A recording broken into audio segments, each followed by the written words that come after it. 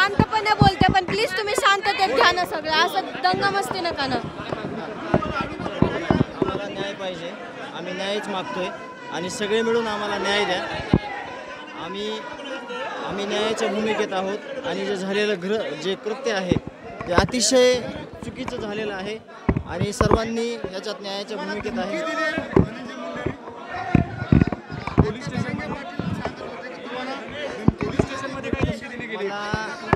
मी ज्यावेळेस पोलीस स्टेशनमध्ये गेलो CID ऑफिसला, त्यावेळेस माझ्यासोबत चुकीची वागणूक दिली बालाजी तांदळे यांनी.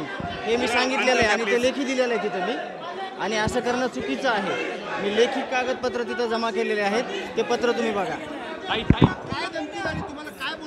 चुकीचं बोलणं, अर्वाच्य भाषेत बोलणं झालं माझ्यासोबत. बालाजी तांदळे कार्यकर्ता आहे.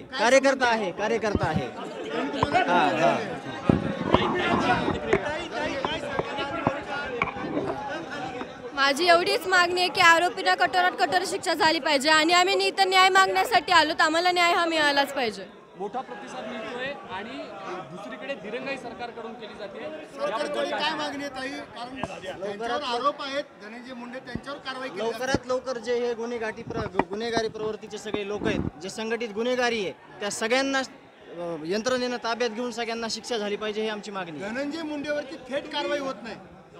तपास यंत्रणा जी आहे CID असेल, पोलीस यंत्रणा असेल, SIT असेल, यांनी लवकरात लवकर अहवाल सादर करून सगळ्यांना शिक्षेसाठी पात्र केलं पाहिजे. कराड पुण्यात लपले, बाकी आरोपी पुण्यात सापडले, आज तुम्ही पुण्यात कोणीतरी आश्रय देत आहे त्यांना. आरोपी काही माहिती आहे आता यंत्रणेकडून आपल्याला ज्यावेळेस कळेल त्यावेळेस तुम्हाला पण माहिती होईल, मला पण माहिती होईल. आश्रय देणाऱ्यांना सहआरोपी करावं. 100% ते आरोपीत झाले पाहिजे. SIT स्थापन केलेली आहे, त्या SITचे पोलीस अधिकारी आणि वाल्मिक कराड यांचे संबंध आहेत असे फोटो व्हायरल झाले, जितेंद्र आव्हाड फोटो. आत्ता फोटो आहेतच ते, तुम्हाला पण दिसले असते. तुमची मागणी काय? मागणी आहे तपास, नार्को टेस्ट केली पाहिजे ह्यांच्या सगळ्यांची. योग्य होईल का? यासाठी नार्को टेस्ट झाली पाहिजे सगळ्यांचे CDR काढले पाहिजेत आणि ह्यांचं काय पहिले लागे दोर आहेत ते बघून मग नंतरचा तपास केला पाहिजे. हा केले, माझ्यासोबत चुकीचं कृत्य घडलेलं आहे.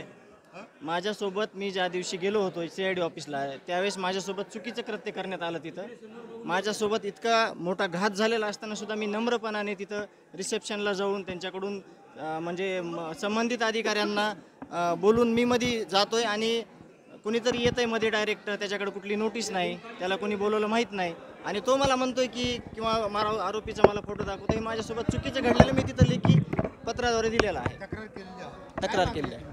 माझी मागणी आहे, मला न्याय पाहिजे, आमच्या कुटुंबाला, आमच्या गावाला, समाजाला न्याय पाहिजे. ह्या न्यायाच्या भूमिकेत मी आहे. देशमुख साहेब, धनंजय मुंडे यांच्यावरती आरोप होत आहेत, त्यांचे कार्यकर्ते थेट त्यांच्यावर का कारवाई होत? ते आता तपासाचा भाग आहे आणि